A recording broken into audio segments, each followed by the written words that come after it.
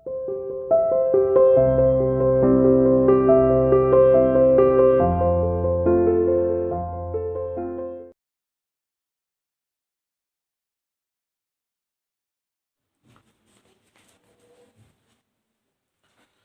everyone, welcome to CR International online classes. How are you beta? Hope you are all fine. Students, we have completed our poem portion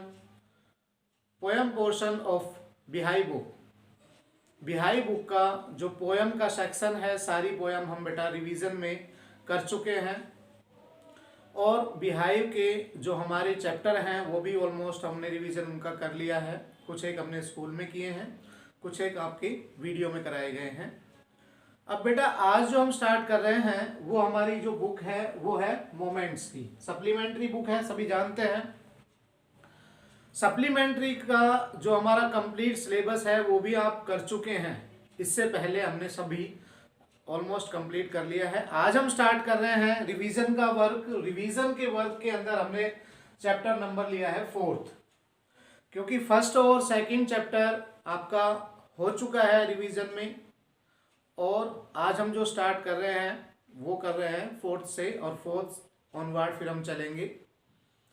third वाला जो chapter है वो आपको पता है 30% जो हमारा सिलेबस था उसके अंदर रिड्यूस कर दिया गया है, उसके अंदर वो चैप्टर नहीं है. इसलिए हमने आज जो चैप्टर स्टार्ट करना है वो करना है 4th. In the kingdom of fools. बड़ी ही इंटरेस्टिंग स्टोरी है, आप पहले पढ़ चुके हैं.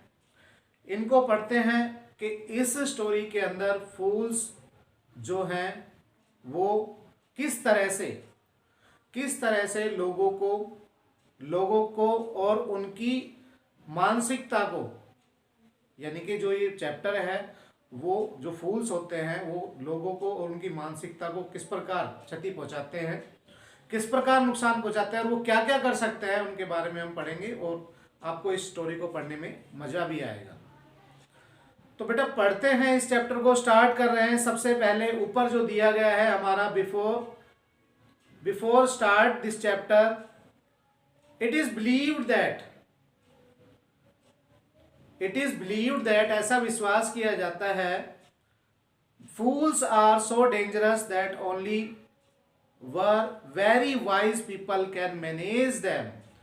कि जो फूल्स होते हैं, मूर्ख होते हैं, वो बहुत ही खतरनाक होते हैं और केवल बुद्धिमान लोग ही उन पर काबू पा सकते हैं, मैनेज कर सकते हैं उनको. Who are the fools in this story. इस स्टोरी के अंदर मूर्ख कौन है बेटा? फूल का मीन्स जो होता है वो मूर्ख है. और मूर्ख कौन है इसके अंदर उसको हम देख रहे हैं, इसको पढ़ रहे हैं कि जो किंगडम है, राज्य है, उसमें फूल्स कौन कौन है. और ये हम जैसे देखेंगे कि इस किंगडम ऑफ फूल्स के अंदर जहाँ जो राजा है, किंग है, वो ही फूल है, तो आगे वो प्रजा के लिए क्या इफेक्ट डालते हैं उसके बारे में हम देखते हैं. इन the kingdom of fools both the king and the minister were idiots. मूर्खों के राज्यों में, मूर्खों के जो राज्य है मूर्खों का, उसमें both the king and the minister, वहां के राजा और जो मंत्री हैं, मिनिस्टर हैं, वो मूर्ख होते हैं, इडियट होते हैं. They did not want to run things like other kings. वो अपने राज्य को दूसरे राज्यों की तरह चलाना नहीं चाहते, यानी कि जैसा शासन दूसरे राज्यों में चलता है उस तरह से नहीं चलाना चाहते. So they decided to change night into day and day into night. अब ये देखो प्रकृति से छेड़छाड़ की है यहाँ पर, क्योंकि रातें जो बनाई गई हैं वो सोने के लिए बनाई गई हैं और जो दिन बनाए गए हैं उसमें आदमी जो काम करता है, यानी कि जो हमारी दिनचर्या है वो रेगुलर जो पहले से चलती आई है वो इस तरह से ही है कि रात में सोना होता है और दिन में काम किया जाता है. पर जो यहाँ किंगडम ऑफ फूल्स है उसमें ये बताया गया कि वो दूसरों की तरह तो राज्य चलाना नहीं चाहते थे. तो उन्होंने क्या डिसाइड किया? उन्होंने डिसाइड किया कि जो दिन होगा उसे तो रात बनाई जाएगी और जो रात होगी उसे दिन बनाया जाएगा. और ये मानकर चलना कि रात को तो वो बदल नहीं सकते हैं, अब ये थोड़ी है कि भाई रात को जो सूरज है जैसे हम कहते हैं छिप जाता है उसको अब उगाएंगे, वो ऐसा नहीं है। वो क्या करते हैं कि जो जो कर सकते हैं, जो उनके हाथ में है, जो वो जिसका वो लॉ बना सकते हैं, कानून बना सकते हैं, निर्णय ले सकते हैं, वो ये है कि सभी लोग दिन के अंदर तो सोएंगे और रात जैसे ही स्टार्ट होगी, सूरज जैसे ही छिपेगा, वो अपने काम पर लग जाएंगे। इस तरह से दिन को रात और रात को दिन बनाने का उन्होंने निर्णय लिया। तो उन्होंने निर्णय लिया, they ordered that everyone should be awake at night, सभी को रात में जगना है, सभी रात को जागेंगे।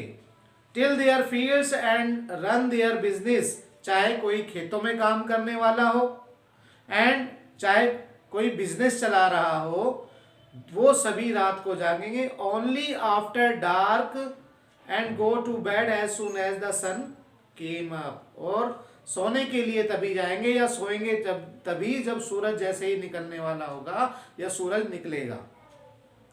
Everyone who disobeyed would punished with death. अब देखो कितनी बड़ी सजा दे दी इसके अंदर।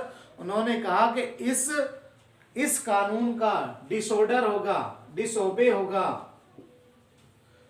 इस कानून का अगर पालन नहीं होगा तो वो क्या करेंगे, उसको डेथ तक दिया जा सकता है। डिसोबेड कोई करेगा तो उसको मृत्युदंड भी दिया जा सकता है, ऐसा उन्होंने एक आदेश जारी कर दिया। The people did as they were told to fear for fear of death. अब लोगों ने तो करना ही था क्योंकि राजा ने ये आदेश दे दिया। अगर राजा ने आदेश दे दिया तो उसके पालना तो सभी को करेंगे, सभी को पालन करना होगा इसका। The king and the minister were dilated at the success of their project. अब इससे राजा और उसके जो मंत्री थे जिन्होंने इसकी सलाह दी थी वो तो खुश हो गए। क्यों खुश हो गए? डिलाइटेड का मीन्स होता है खुश होना। खुश क्यों हो गए? क्योंकि उनका जो ये कानून था उसका पालन होने लगा। वन डे, और एक दिन वहां पर, one day a Guru and his disciple arrived in the city. एक दिन वहां पर एक गुरु और शिष्य वहां पर आ पहुंचे। भाई एक गुरु और शिष्य वहां पर आ गए इन द सिटी, उस सिटी के अंदर जो मूर्खों का राज्य था। It was a beautiful city, यह उनको बहुत ही सुंदर शहर लगा। It was broad daylight but there was no one about. जैसे ही दिन निकला हुआ था तब पहुंचे थे, पर वहां पर कोई भी उन्हें दिखाई नहीं दिया। Everyone was asleep not a mouse stirring. उसने कहा कि वहां पर सभी सोए हुए थे, कोई दिखाई नहीं दिया था। यहां तक कि एक जो चूहे होते हैं वो भी नहीं घूम रहे थे इधर उधर, एक चूहा भी नहीं घूम रहा था। Even the cattle had been told to sleep by day. और यहां तक कि जो पशु होते हैं, एनिमल्स होते हैं, उन सभी को भी यही सिखाया गया, स्लीप सिखाया गया, यानी कि दिन में सोने के लिए आदत डाली गई। The two stranger were amazed by what they सा अराउंड देम। दोनों जो गुरु और शिष्य थे, दोनों इस बात पर आश्चर्य होता है उन्हें इस बात पर कि सभी दिन के अंदर सभी सोए हुए हैं। बाय व्हाट दे सा अराउंड देम, जो उन्होंने देखा इस पर आश्चर्य हुआ। And wandered around town till evening, और शाम तक वो घूमते रहे। When suddenly the whole town woke up and went about its nightly business। जैसा कि राजा का आदेश था सभी दिन के अंदर सोएंगे। अब रात हो गई, शाम हो गई, और जैसे ही सूरज छिपा तो उन्होंने देखा कि सभी अपने काम पर लग गए, सभी अपना काम शुरू करने लगे। The two man were hungry, दोनों भूखे थे क्योंकि सुबह से शाम हो गई थी। Now that the shops were open. अब देखा उन्होंने कि जो शॉप्स हैं वो ओपन हो चुकी हैं। They went to buy some groceries. अब उन्होंने कुछ खरीदने का यानी कि खाने पीने की जो चीज़ें होती हैं वो उन्होंने खरीदने के लिए चले, यानी कि उन्होंने खरीदने के लिए, खाने के लिए जो वस्तुएं थी वो खरीदना चाहते थे, वो गए वहाँ पर। To their astonishment they found that everything cost the same. as a single daddu, whether they bought a measure of rice or a bunch of bananas, it cost a duddu. यहां पर जो बताया गया है,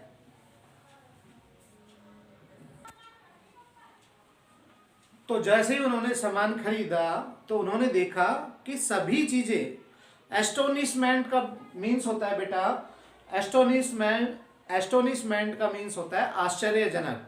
उन्हें इस बात पर आश्चर्य हुआ, किस बात पर आश्चर्य हुआ? दे फाउंड, जब उन्होंने पाया, that everything cost the same as a single daddu, whether they bought a measure of rice or a bunch of bananas, it cost a daddu.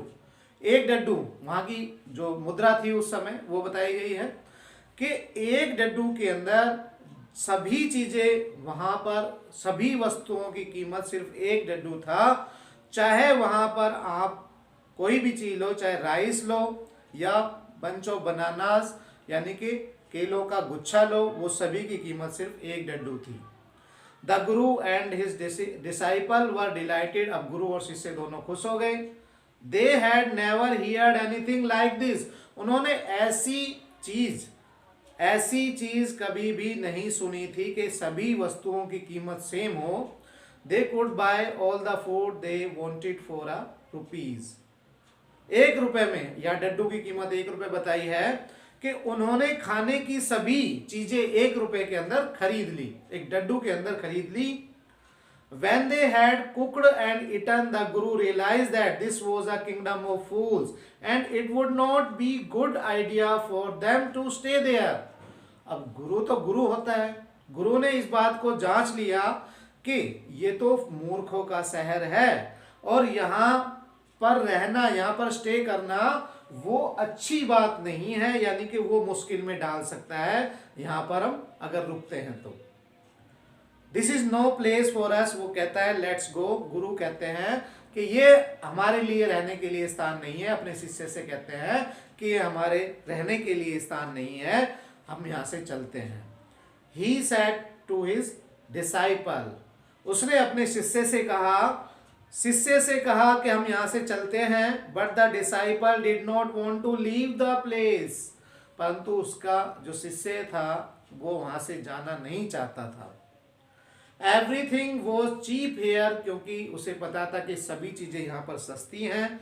All he wanted was good cheap food, और सभी चीजें सस्ती हैं। The Guru said, गुरु ने कहा, देवर और फूल्स, ये तो मूर्ख है सारे। This would not last very long and you can't tell what they will do to you next. ये सारे मूर्ख है, यहाँ पे रहना ठीक नहीं है, ये पता नहीं आगे किसी भी समय क्या कर सकेंगे, या can't tell what they will do, यानी कि क्या कर देंगे ये किसी भी समय, ये बताना मुश्किल है। या ये कह सकते हैं कि ये क्या कर सकते हैं, ये तुम नहीं जानते, कितना मुश्किल में डाल सकते हैं, उनका कहने का मतलब ये था। But the disciple would not listen to guru's wisdom, परंतु शिष्य ने गुरु के बुद्धिमान जो शब्द थे वो उसने नहीं सुने।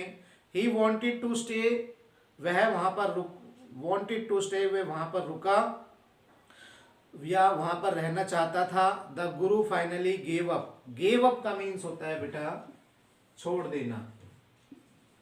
गुरु ने उसे वहीं पर छोड़ दिया, गुरु ने उसे वहीं पर रहने के लिए छोड़ दिया और कहा, do what you want, I am going, करो जो कुछ करना है, मैं यहां से जाता हूं। एंड लेफ्ट, और वहां से वो चले गए। The disciple stayed on ate his fill every day, bananas and ghee and rice, wheat and grew like a street side sacred bull।